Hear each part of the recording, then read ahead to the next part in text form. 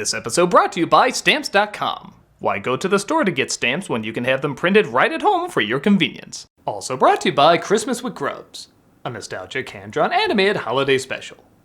Every year, more than 60,000 trailers are stolen. And who can blame them? Trailers are sexy. Everybody wants them. You need protection. That's why we're offering the new Bad Trailer Security System. That's right, we play bad movie trailers over your own trailer to make people think it's not worth it. Yeah, I'm not gonna lie, I was gonna rob that thing, but then I saw this whole routine with a bear in a bathroom, and he's riding a bathtub down the stairs, and I immediately lost interest. No, that's probably for me. I'm over there. We take something people put a lot of time, effort, and money into and make it look like absolute garbage nobody would want anything to do with. Whenever we went on vacation, we were always afraid our trailer would be stolen. But then, we started showing the preview of Cabin in the Woods. It looked so generic, so boring, so not worth anybody's time. I feel safe knowing that while it may become a cult hit later, nobody wants to go near that dumpster fire of bland. Order now and we'll give you the complete Pixar collection. Yes, for some reason, just about every Pixar film has god-awful advertising. You can't fly. Yes, I can. Can. Toy Story. Can. That was their big closing line. They had To Infinity and Beyond, and they went with that. Unforgivable. Did you mention that it also comes with a trailer for Paddington? Yes, we did. Well, I'm mentioning it again because it's just so bad. So bad. Order the Bad Trailer Security System today. We know this is a long way to go just to say the advertising for Paddington was awful, but I also didn't see this beloved classic because of it. Shame on you. Shame on you all. It's so bad! So bad.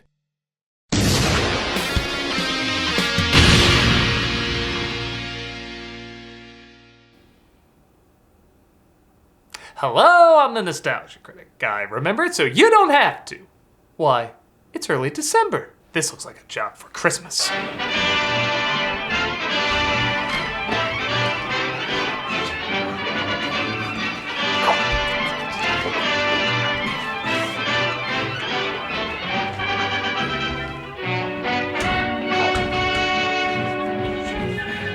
Ha-ha! Hello? That was so bad! What do you want? I'm still at home. This is Paddington. Released 10 years ago in 2014, Paddington won over audiences everywhere despite, as we subtly put it before, not having the best advertising. It looked like it was going to be playing with fire if it was an origin story for Smokey the Bear. It looked awful. But thankfully, word of mouth and good reviews led to a lot of people loving it even years later. No, it's not a big surprise in Britain, as the book was already pretty beloved, but in America, it was known enough. Honestly, I always confused him for Corduroy the Bear. That's crazy! It also did help that it was released in America in January. Not only after Christmas, as most people see this as a Christmas film, but also in the month when many studios release films they're basically sending to die. Nevertheless, Paddington succeeded. Granted, it never did hit #1 in American box offices, as, well, people had to see that fake baby in American Sniper. But critics and audiences really seem to love it as, like I said, it's still being talked about and even more sequels are being produced. So, what's so charming about insert any number of bear jokes I've made in the past year? Well, let's sink our claws in. From the writers of, well, everybody makes mistakes, let's take a look at Paddington. We start off this child-friendly adventure with a reminder of the incredibly child-friendly person who produced it. And we're shown a film following an explorer journeying through Peru. I travel light, carrying only the absolute essentials. And you know how when you're not sure about a movie but a good early moment can start putting those fears to rest? His helpers carrying basically an entire living room was that for me. I thought my time was up, but the bear saved my life. He discovers two very friendly bears who seem wise beyond their years. Mostly. This is marmalade. We're gonna make parents hate this product due to so many kids demanding it after this movie. It'll almost match the pet clownfish genocide from the Year of Nemo. And if you ever make it to London, you can be sure of a very warm welcome. Years later, after the explorer leaves, the bears look after their nephew, played by Ben Whishaw, who's as obsessed with marmalade as his folks are. This was a Smurfs movie that go on for 10 minutes. They construct a machine dedicated to making marmalade. However, an earthquake hits and, okay, which one has the trip vibe? Somebody always trips during a scene like this. Auntie it is! Uncle stays behind to help, but doesn't make it to the shelter in time. Aunt Lucy. Paddington, what have you done? Seeing how there's nothing left for them, his aunt sends him to London. As the explorers said, he'll always be welcome there. Aren't you coming? I am too old. I will be safe in the home for retired bears. This movie's like the Country Bears if every joke was given just one more day to tune up. He says goodbye and makes his way to England. One diabetes later. London. I will say the animation on Paddington goes back and forth between being passable for a kid's film and legit really believable. Even when he doesn't look great, there's never a sense that anybody was half-assing it. They even animated him in this picture reflection. Nobody would be looking for that, but they did anyway. This movie truly does feel like a labor of love. Personally, I enjoyed the Victorian wool experience. Nobody seems to help until he stumbles across a family named the Browns. Keep your eyes down, there's some sort of bear over there, probably selling something. I am legit blown away by the bear world building this movie has. Like, you know how I said the opening joke calmed my fears about this film?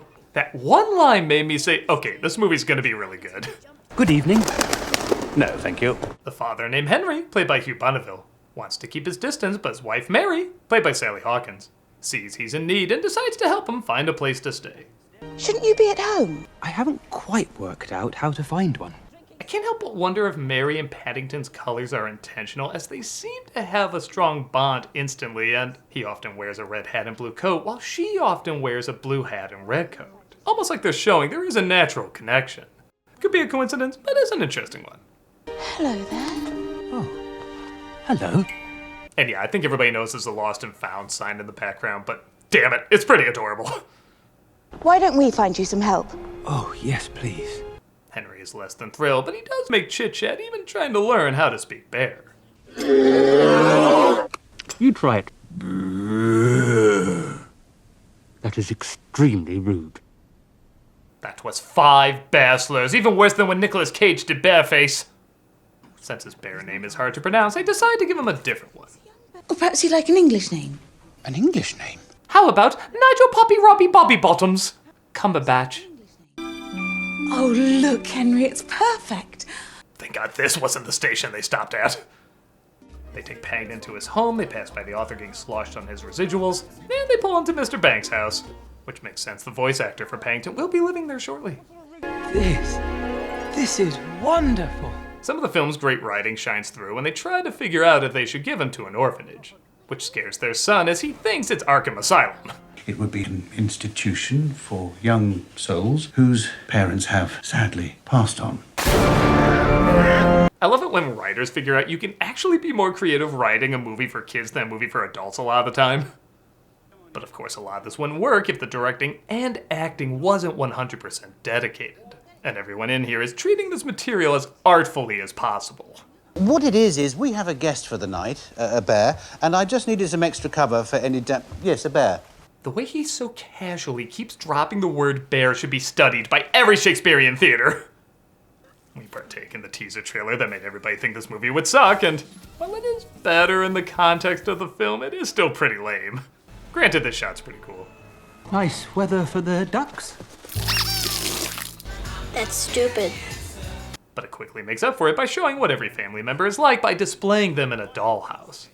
First thing tomorrow, that bear is out of here. This visual is breathtaking. Mr. Brown says that having a bear increases the chances of major disaster by 4,000%. Also, he believes there's a 20% chance he's in a Wes Anderson movie. Judy suffers from a serious condition called embarrassment. They set up arcs for every family member, which, okay, aren't the most original, but they do show the family has a clear identity that Paddington will no doubt help improve. Like how Henry obsesses over his son's safety after an accident. Last year, he built a pair of rocket boots. 3, 2, 1. We're introduced to Millicent, played by Nicole Kidman, partaking in an oldie but goodie joke with the mounted heads, and revealing she's obsessed with finding Paddington. That creature means a great deal to me. Is he endangered? He is now. There was originally a lot more of Kidman throwing knives. She even learned how to do so for the film. But too many kids said they were afraid of her. She's a villain! You're supposed to be afraid of her! I guess we can settle for the daggers from her eyes. Seems to have lived on nothing but marmalade. Did you say marmalade? So my thoughts on Kidman in this role are honestly the same I have about her in just about every role. Acting-wise, she's fine. I never really saw her as an amazing talent, but it's clear she's giving her all in everything she does. I just feel like she never goes big enough or subtle enough to leave a huge impact. And it's a strange in-between that gives perfectly fine but not phenomenal performances. But what she does have is a great look. Her face is naturally designed to be intense and interesting. And I think that makes up for any moments where the performance might be lacking a touch. I mean, she doesn't have to say a word and I'm already laughing just seeing her in this movie. And you can tell that's 100% intentional. He sneaked out in the mail van. Yes. I tracked him as far as Paddington Station. Good. But then he disappeared. I'm sorry. She doesn't need to follow him. He already has the most delightful stalkers. Do they just have the same people in the opening carrying those instruments? Paddington, over here! Not every moment works. Like there's maybe one too many slow-mo shots. I kind of feel like Zack Snyder took over for a minute. But again, the charm of the movie shines through when Jim Broadbent plays an antique store owner who might have some info on his hat and the explorer who gave it to him. Every morning it arrives at 11 o'clock, bringing salvation, just like a train that I took many years ago. I usually travel via wardrobe, but the train works too. My parents sent me all the way across Europe. There was a lot of trouble in my country. Trouble meaning way too adult to talk about in a kid's movie, but look, we're in the train now, whee! But I soon learned a home is more than a roof over your head. Part of the charm is Paddington really does have a child's point of view. When he's told somebody traveled on a train, he sees him in the toy train. When he hears people talking in a house, he sees them in a toy house. He looks at playthings as real world, as we all did when we were children, and this film helps us reconnect with. Also, I don't know how they're doing it, but they are somehow constantly making the word bear funny. Some kind of tiny police bear. And I thought their underage canine unit was out of control. Paddington thinks a mugger dropped his wallet, accidentally helping catch him, resulting in a headline that's both so clever and so terrible I love-hate it. Just as the antique store owner figures out a clue with the hat. It was made for a member of the Geographers Guild. They should be able to tell you who they made it for. Or my name isn't Ludwig van Drake! We get a great flashback to show how Mary and Henry changed after having kids. Seeing not only they were hippie rebel risk takers, but they literally rode to the hospital pregnant and then left the same day instantly as overprotective parents. I'm amazed at how insightfully, touchingly, and hilariously this movie manages to show everything. Where's the bike, darling? This is our new car. Oh yes, it changes. It's the new Transformer line. Adulting, Christ, why even try? Chaplain, Buster, I got amazing news for you. Yes, I can see you're so excited. You know, you two mean a lot to me. Yes, your butt's everything. You guys just cuting up my videos, and I got you something really special. You ready? It's a tree. That's right, it's a tree. Look at it. Buster, I know you're having a hard time showing your emotions, but Chaplain is near tears. You guys are gonna have so much fun decorating that. You're welcome. You're welcome. Oh, this sucks. Look at that. Look at that. Now it's on the ground. Oh, you like it more because it's on the ground? I saved up so much money trying to get you that because of stamps. That's how I saved the money. The holidays are hectic, guys. If your business mails and ships items like marketing materials, forms, documents, or products, you need Stamps.com. You guys, who clearly have your own business messing up sponsorships. Stamps.com is the holiday hero that does more than just small business mailings. From small businesses to multi-locational organizations, Stamps.com handles all your mailing and shipping needs wherever, whenever. Stop going into my recycling box. I gave you a treat! I gave you a treat! Take the treat! Seamlessly connect with every major marketplace and shopping cart if you sell products online. Access all the USPS and UPS services you need to run your business right from your computer or phone anytime, day or night. It's plastic. How are you getting crinkling? Stamps.com is your 24/7 post office that helps you avoid holiday traffic jams. Take care of mailing and shipping wherever you are, even on the go with the Stamps.com mobile app. All you need is a computer and printer. They even send you a free scale. Easily schedule package pickups through your Stamps.com dashboard. Automatically see your cheapest and fastest shipping options from different carriers. Chaplain, you are taking in everything but the tree.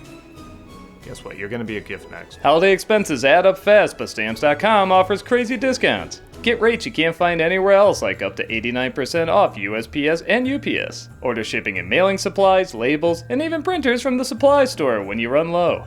Free up more time with Stamps.com. Just look at how excited my cats are. Yeah, they yawn of excitement. Demons.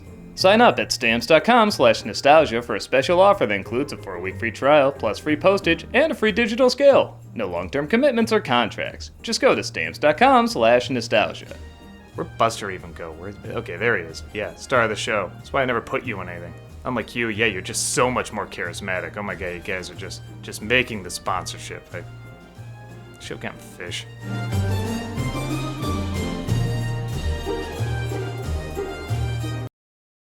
Hey, so doing something a little different this time, I'm actually recommending an animated short Christmas special called Christmas with Grubs.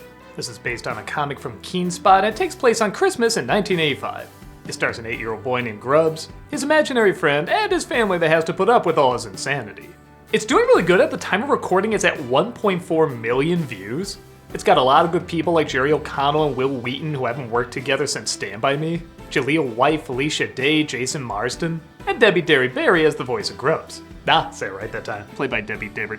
Played by Debbie Barry. Played by Debbie Barry. As you can see, it's well animated. It's got a lot of nostalgia connecting to the 80s, even though I don't remember if people started wearing their hats backwards then. I thought it was more of a 90s thing. I could be wrong, but don't think I am. Regardless, it's very imaginative. It's got a lot of funny scenes. I think it's a good holiday special for kids and adults that like to remember what it was like being a kid, especially around that age. You can see it on Keenspot's YouTube channel, and on top of that, a random subscriber to Keenspot's YouTube channel will get $500 on Christmas Day. That's a chance to win $500 on Christmas Day just to watch a delightful animated short. I think that's a pretty good setup. Remember though, you have to be subscribed. It's a lot of fun, really cute, and I think worth your time. Go to youtube.com/Keenspot to check it out. Come watch me play Sonic X Shadow Generations every Friday on Twitch. We also have content 5 days a week. Hope to see you there. The family gives Paddington some flasher clothes. Hey, tell me I'm wrong. He is naked under there. And Millicent gets info from a cab driver who dropped him off. When somebody doesn't give me what I want, I remove their body parts. Did the books have a Dr. Giggle-style villain in them? Just remember, don't throw knives, too scary, but removing body parts? That's fine. I really do like these French sandwiches, Mrs. Bird. She finds Paddington and befriends one of the neighbors, played by Peter Capaldi, by hiding out in his TARDIS. Leave him in a bear. As a matter of fact, that bear is the reason I'm here. If I spray paint him white, I can do my own Golden Compass sequel. Henry and Paddington head to the Geographers Guild to see if they can locate the explorer. When they get a suspicious answer, though, they decide to sneak in themselves. Are you certain there was an explorer? Why are you looking at me like that? All right, you're a bear.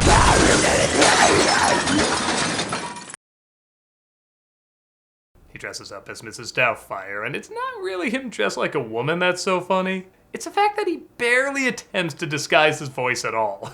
Haven't seen you before, have I? No, that's right. I'm new. The cast of My Python is saying, you know what, we were damn sexy. These random clothes also happen to have an ID, leading to some more really great writing. And the, I had it lasered. And the arm's grown back. It's a false arm. Also, your third leg is gone. What ID picture has a person's entire body? They find a tiny film strip and escape as Melissa finds out more from her accomplice.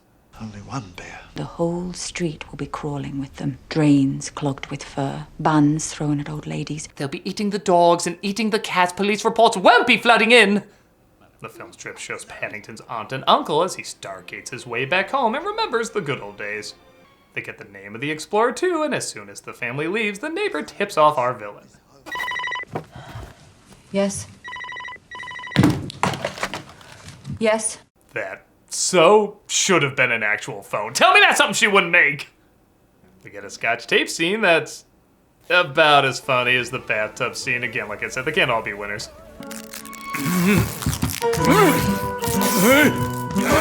And so on and so on and so on.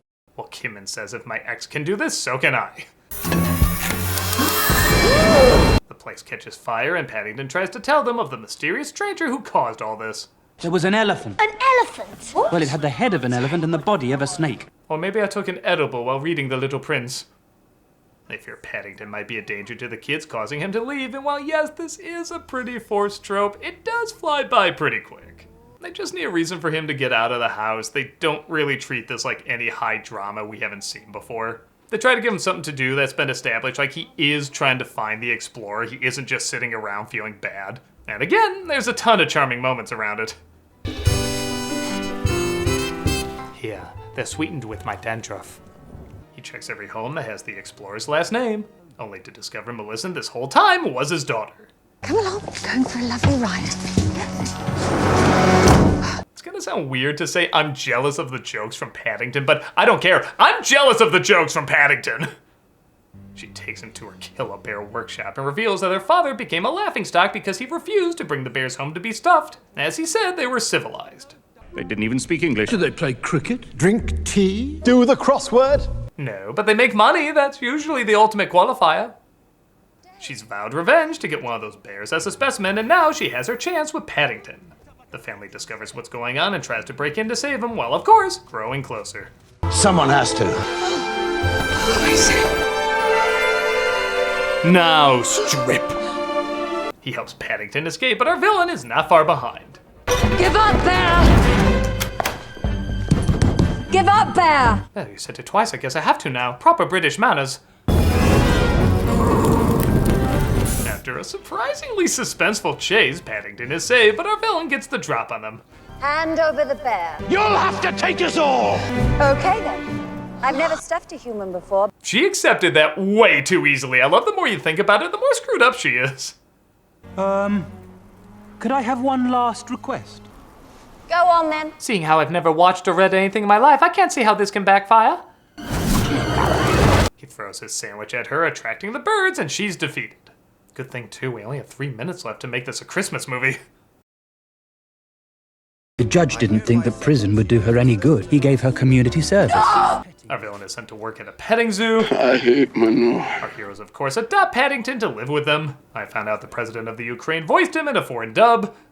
I had nowhere else to put that, I just could not mention it. And look, a tree! This was about Christmas all along. Yeah, okay, I guess it's similar to It's a Wonderful Life. It only becomes a Christmas movie near the end. But somehow we're gonna keep arguing over this one. I certainly see it as a Christmas movie. It came out around that time, it has similar themes and colors, and the holiday is shown at the end. But however you see it, it's a pretty damn enjoyable flick. The characters are charming, the acting is mostly going for broke. The style is incredibly creative, and it's just crazy likable. As someone who's certainly heard of Paddington as a character, but didn't really follow much about him or read many of the books, I found this pretty welcoming and enjoyable. It's got great humor, a wonderful heart, and feels genuine despite relying on more than just a few classic tropes. Whether you see it as a Christmas movie or not, it certainly knows how to give you the warmest of fuzzies. I'm a nostalgia critic guy, remember? So you don't have to.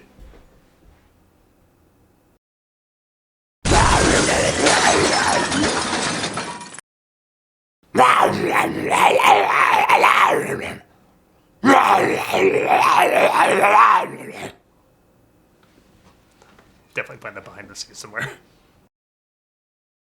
Some kind of tiny police bear. It's Cameo for Charity, and this month we're doing Toys for Tots. So if you want a video of me saying happy birthday, Merry Christmas, congrats, or whatever, go ahead and click on the link below and know you'll be giving to a good cause. With that said, I usually do Toys for Tots for December, and part of that is because of this funny story that happened when we were shooting the review of Christmas with the Cranks. I share it every year, and this year is going to be no different. Hey everybody, Doug Walker here doing the charity shoutout, and I have a funny story for you. When we were shooting this review, we were outside about to shoot a scene with Nostalgia Critic and Santa Christ, and this car pulls up, and they pull right into our parking spot, and we don't recognize the people, and they get out, and we say, can we help you? And they say, Toys for Tots. I drop it off Toys for Tots. No, we're not Toys for Tots. And they're looking at us like, are you sure? And we said, yeah, we're sure. Why would we know where Toys for Tots are? And they said, well, cause you got a guy dressed like Santa Claus there. Oh, no. Unrelated. Amazing. Totally unrelated. So, bizarrely enough, they were driving around looking for toys for Tots, and we happened to come outside with a guy dressed as Santa Claus. What are the chances? And I took it as a sign. There you go. So, click on the link in the description, get a cameo from me, and be giving to a wonderful organization. Donate to Toys for Tots. Yes, They're it's a awesome. good organization. Santa Christ approves.